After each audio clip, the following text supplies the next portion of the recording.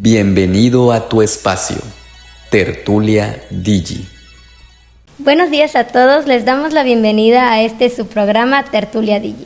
El día de hoy nos encontramos nuevamente en la Casa Lolvé del Sepsis con una nueva sesión para ustedes en este programa. El día de hoy, como pueden ver, nos encontramos con el doctor Víctor Hugo Ruiz, profesor, investigador del sepsis. Antes que nada queremos darle la bienvenida y agradecerle por aceptarnos la invitación a este espacio en el cual estamos tratando de hacer difusión acerca de temas interesantes para nuestra licenciatura. Le damos la bienvenida. Muchas gracias. Y vamos a empezar un poco leyendo el perfil del doctor.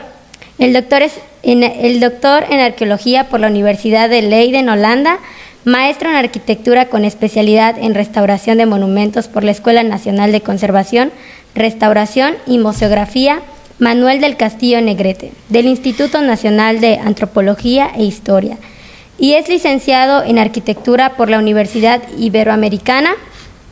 Ha publicado diversos libros y artículos enfocados en el patrimonio cultural, la conservación y el lenguaje arquitectónico, así como ha participado y organizado encuentros nacionales e internacionales relacionados a estos mismos temas, y actualmente se desempeña como investigador en el área de conservación del patrimonio cultural en el Sepsis UNAM.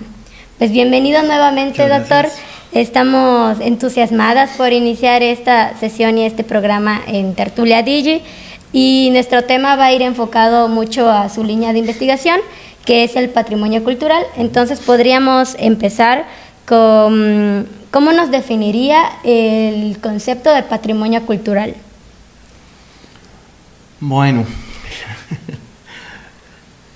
el patrimonio cultural como restaurador, pues es parte de la herencia que tenemos y debemos de conservar, y para ello hay técnicas de restauración que nos permiten conservarlo, y se debe de conservar desde lo material y desde lo inmaterial. Hablo de la arquitectura. El patrimonio arquitectónico, pues es una herencia tangible, pero sin la parte del espíritu, que es el patrimonio intangible, haríamos una mala conservación del patrimonio, e incluso lo podríamos dañar, porque podemos borrar evidencia que para la interdisciplina está ahí, pero en el momento en que haces una mala intervención, pues lo borras, ¿no? Entonces, si llegas y quitas una pintura mural del siglo XVIII sobre una del XVI sin normar un criterio, o simplemente haces una adecuación para un uso contemporáneo y te llevas este patrimonio de 300, 500 años de historia o más, pues borras información que está escrita en la arquitectura y que para las diferentes áreas, las diferentes disciplinas, pues ya se quedaron sin esa información. Entonces lo podemos definir desde ahí.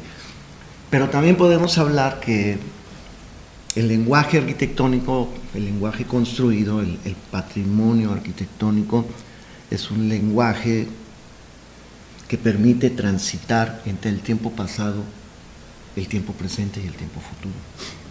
Entonces ahí estaríamos hablando de significados que pocos investigadores pueden comprender, ¿no? Porque va más allá, se mueve de manera dinámica, como lo veíamos en la presentación de la coordinadora de Guadalupe, de la doctora Guadalupe Valencia. Es dinámico, ¿no? Y lo tenemos en el lenguaje arquitectónico, ¿no? Pero hay que saberlo leer, hay que enseñarlo en la licenciatura desde el segundo semestre, ¿no? Poder explicarles de qué trata el patrimonio cultural en realidad. Sí, y se nos hace muy interesante esto que menciona esto último sobre el acercamiento del concepto a la licenciatura, porque al final, nosotros como DJs, que es como la abreviatura de la licenciatura, nos vemos muy involucrados en temas de patrimonio cultural en el paso de la licenciatura, y también después de ya ser licenciados y egresados. Y luego el patrimonio, se nos van como temas ahí muy muy rápidos, ¿no? Sobre el patrimonio cultural y la verdad nos hemos dado cuenta que al final forma parte de una de las áreas, pero sí debería ser un tema involucrado desde los primeros semestres, así a profundidad. Okay. Totalmente de acuerdo.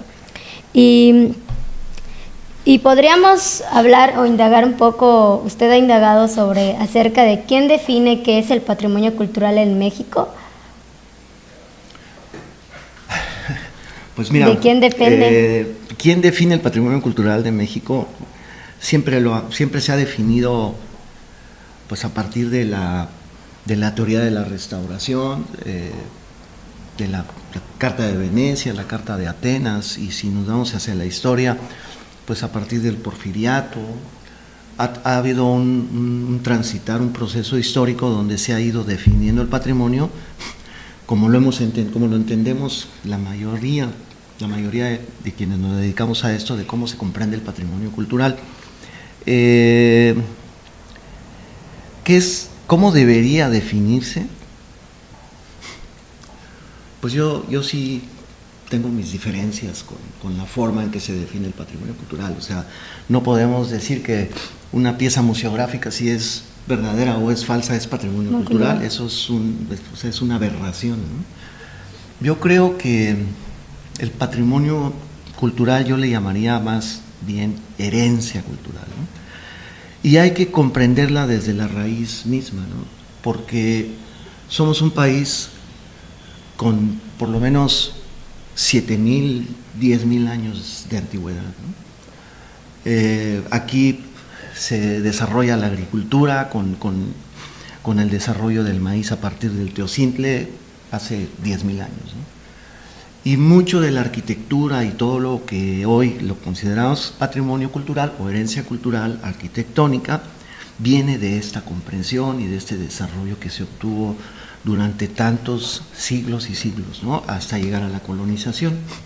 Pero como hablamos de un lenguaje simbólico, de un lenguaje arquitectónico lleno de significados, que tiene que ver con la interdisciplina, porque para poderlo comprender hay que entender de física, de matemáticas, del universo, comprender el universo, para entonces saber por qué esa iglesia está aquí, por qué esta iglesia está acá, por qué tiene este santo, por qué tiene esta santa, por qué está girada, por qué responde a esto.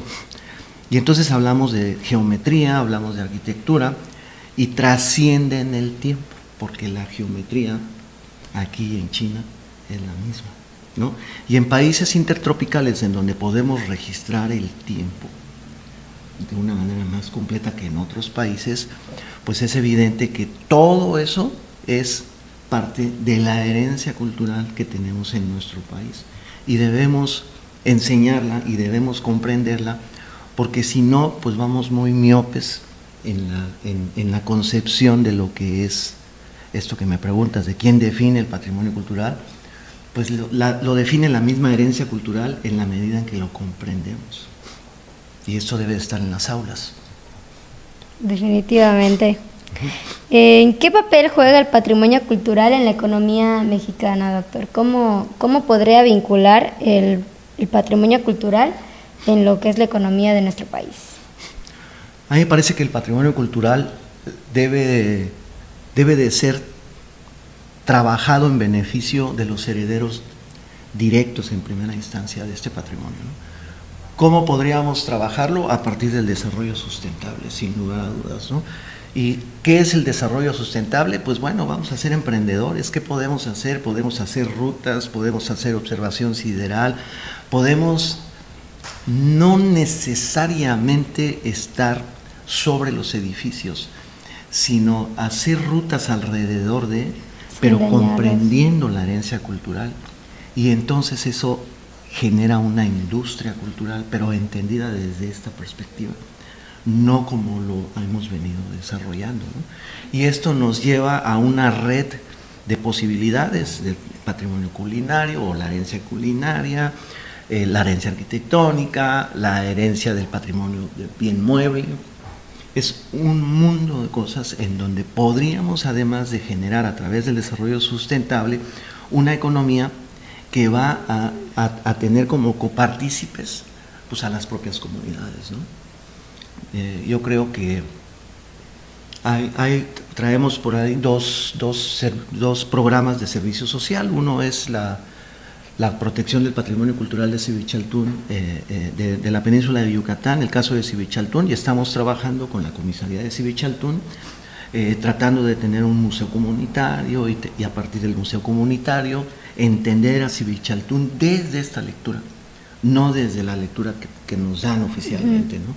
Y esto genera recorridos ya dentro de la zona arqueológica con nuestros propios guías, que son las mujeres de la tercera edad de la comunidad de Civichaltún, ¿no?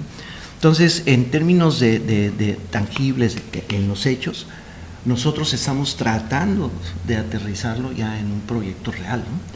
Ha sido muy complicado, sí, ha sido muy complicado, ha sido muy difícil, dificilísimo. Y estamos en pañales y no hemos logrado dejar los pañales por lo mismo, pero está el proyecto y está el programa del servicio social.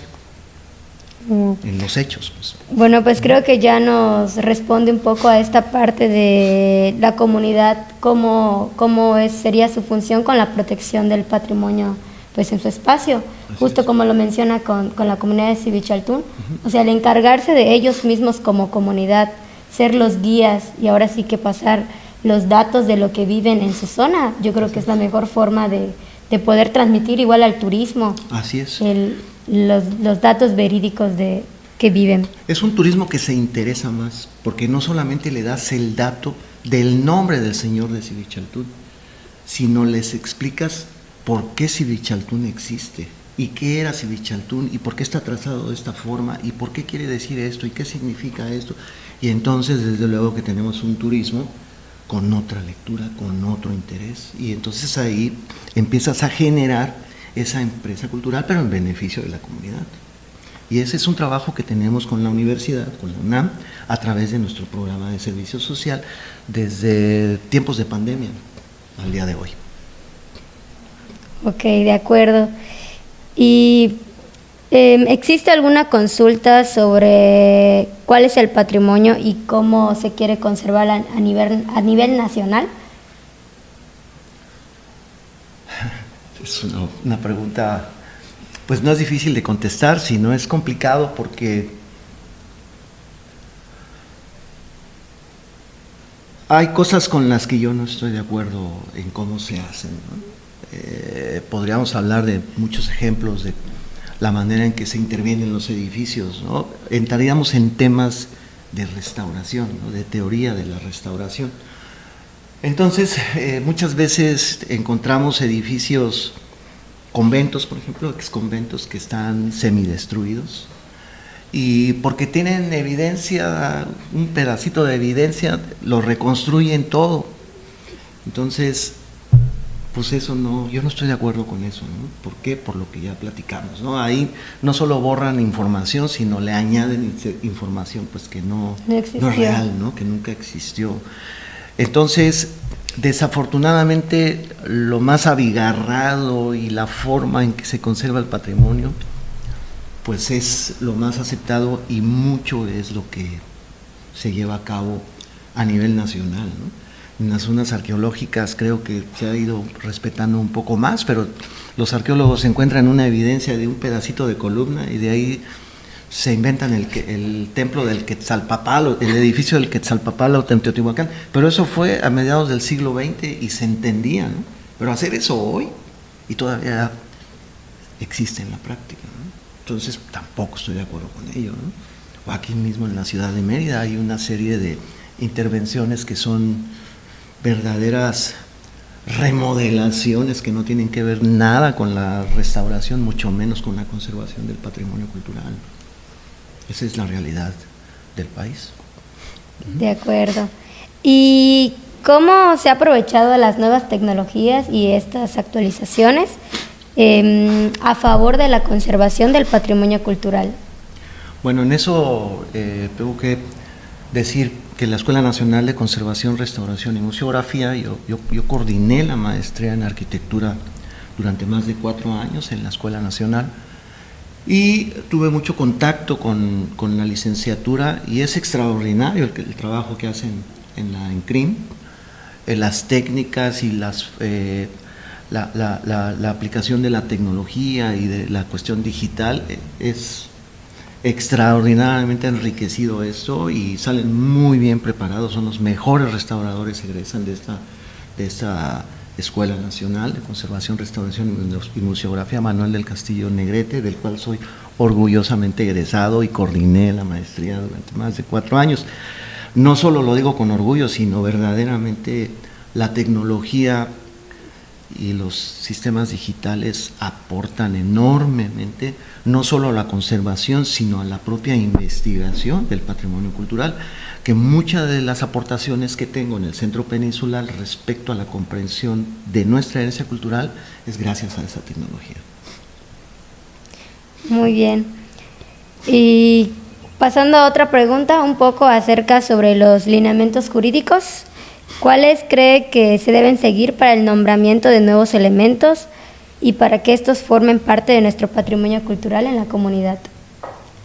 La aportación de nuevos elementos de la herencia cultural o de nuevos los lineamientos jurídicos, o sea, como la parte jurídica, Ajá. ¿Cómo debe seguir este nombramiento hacia los nuevos elementos que se consideran patrimonio cultural o no?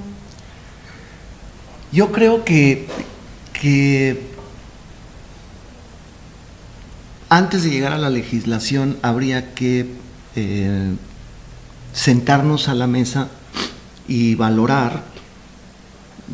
sino trabajar de manera interdisciplinaria el tema de la conservación del patrimonio cultural, porque es un círculo dinámico en el que tenemos que entenderlo desde el punto de vista filosófico, desde el punto de vista matemático, desde el punto de vista antropológico, desde el punto de vista arquitectónico, para entonces poder generar leyes que verdaderamente lo protejan.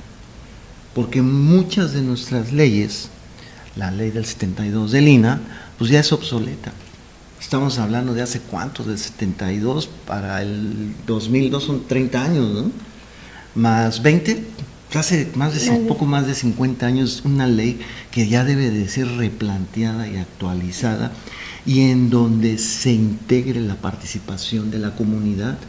Yo tengo experiencias en Guatemala, en donde en las zonas arqueológicas hoy en día se llevan a cabo todavía ceremonias antiguas mayas, a la usanza contemporánea, desde luego. Aquí no puedes hacer uso, o sea, en lugar de dar permiso para usar nuestros cenotes como balnearios, prohibimos poder tener ceremonias como lo hacíamos antes. ¿Y qué sucede? Pues dañas esta herencia intangible, dañas el sentido de pertenencia de la comunidad, porque entonces te vuelves ajena y se convierten en zonas arqueológicas que parecían que son del INAH. Y eso, desde mi punto de vista, pues es un error. Habría que replantearlo. Totalmente, y también se pierde toda esta parte de las prácticas culturales, o sea, Así también es. de ahí nace el hecho de perder las tradiciones, las costumbres, porque pues ya se aíslan de su propio espacio. Así es. De acuerdo. ¿Quién es el organismo gubernamental encargado del cuidado y la preservación del patrimonio? Pues a nivel nacional es el Instituto Nacional de Antropología e Historia, que hace un trabajo extraordinario, no se dan abasto. Y muchos colegas al día de hoy, y cuando estuve trabajando cuando formé parte de esa extraordinaria institución, pues hay muchos colegas que estamos de acuerdo en que deberíamos de actualizar todo eso, ¿no? Y deberíamos de darle una sacudida, porque el INAH verdaderamente es un trabajo extraordinario, ¿no? Le debemos mucho al INAH. Y hay mucho que corregir del INAH, ¿no? Entonces, yo creo que... ¿Qué más puedo decir? Bueno, pues ya nos contestó la pregunta sobre si considera que el INAH cumple con sus objetivos principales, pues Sí, justo por ser una carga de trabajo muy pesada, pues Sí. también habrán cosas como todo, ¿no?, que mejorar. Así es. ¿Por qué cree que es importante la protección del patrimonio? Y con esto cerraríamos nuestra entrevista. Es importante proteger la protección del patrimonio porque sin memoria pues no hay maíz y sin maíz no hay país. Por eso, ¿no? Y somos descendientes de altas civilizaciones, no descendemos del barco. nosotros somos altas civilizaciones de la antigüedad, desde la genética hasta lo último que hemos producido como mexicanos hoy. Bueno, pues con esto finalizaríamos nuestra entrevista el día de hoy. Les damos las gracias nuevamente, doctor, por estar aquí en una entrevista más de Tertulia Digi. Ha sido un placer compartir y le agradecemos que nos haya aportado a nuestro canal. Muchas gracias a ustedes por la invitación. Bueno, Gracias. pues eso sería todo. Nos vemos en una próxima edición de Tertulia Digi. Muchas gracias, que tengan buena tarde. Tertulia Digi.